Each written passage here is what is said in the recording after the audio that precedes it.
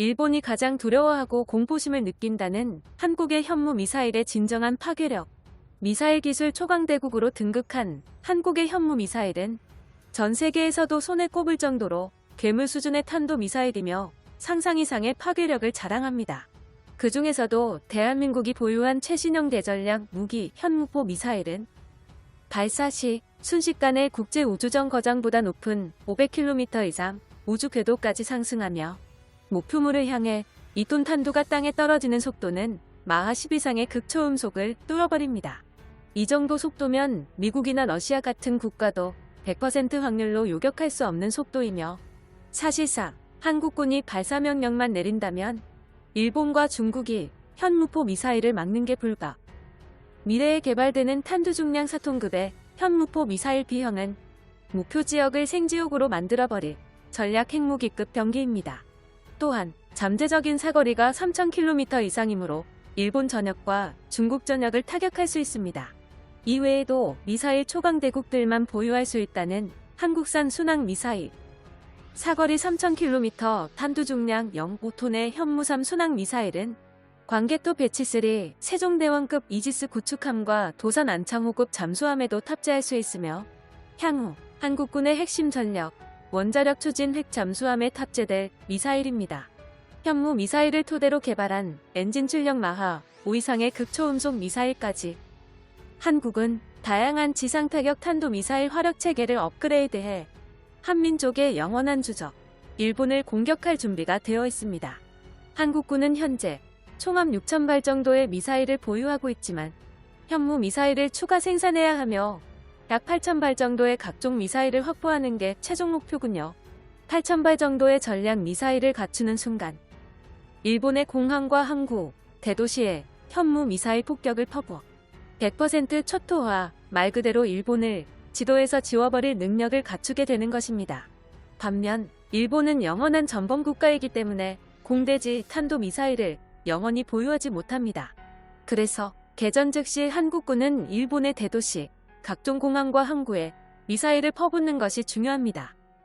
일본의 전투기 전력과 해군 전력이 한국을 침범하기도 전에 전부 괴멸시키는 전략이죠. 즉 한국군이 보유한 무기 중 가장 공포심을 주는 현무 미사일을 지금보다 더욱 많이 보유해야 한국군이 일본을 초토화시켜버릴 수 있다는 뜻이 되는군요. 우리 덩치보다 10배는 더 큰 국가를 1대1로 박살내버릴 수 있을 정도로 체급을 한참 넘어버린 사기 수준의 전투력을 가지고 있는 나라가 바로 대한민국입니다. 이 외에도 한국군은 GBU 레이저 유도폭탄과 공대지 미사일 다수 보유, 한미사일까지 보유하고 있으며 자주포 포탄은 800만 발, 비화폭탄 보유량은 세계 6위입니다. 대한민국의 군사력 시스템은 그야말로 적국에 둘러싸여 있는 나라가 취할 수 있는 최적의 시스템이죠.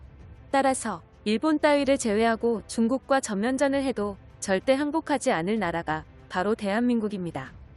한국군의 현무 미사일 전력을 진심으로 두려워하는 일본 네티즌들의 댓글 반응을 번역해봤습니다. 2톤급 탄두는 얼마나 큰 거야?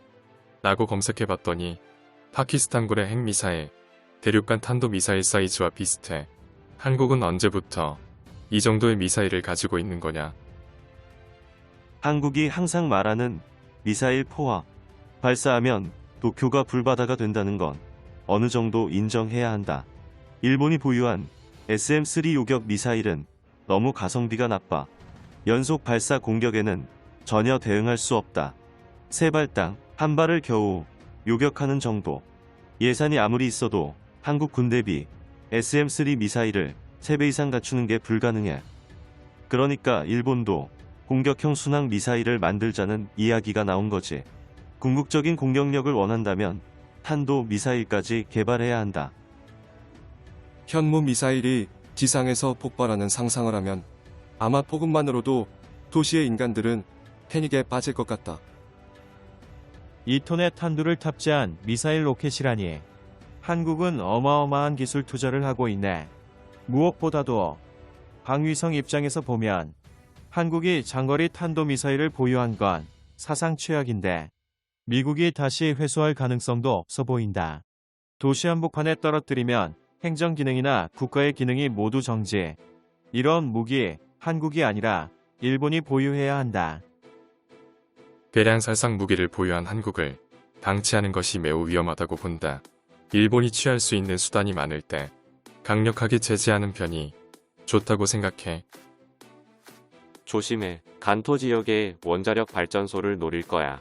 한국은 전쟁 즉시 원자로를 겨냥해서 미사일을 쏘는 비겁한 전략을 취할 것이다. 극단적인 방법이 북한과 똑같다. 역시 반도는 조용히 제거해야지. 이런 발상을 하는 나라와 국교라니 절대 무리네요. 앞으로 전혀 상관하지 않으며 살자. 이란 단교가 유일한 탈출구다.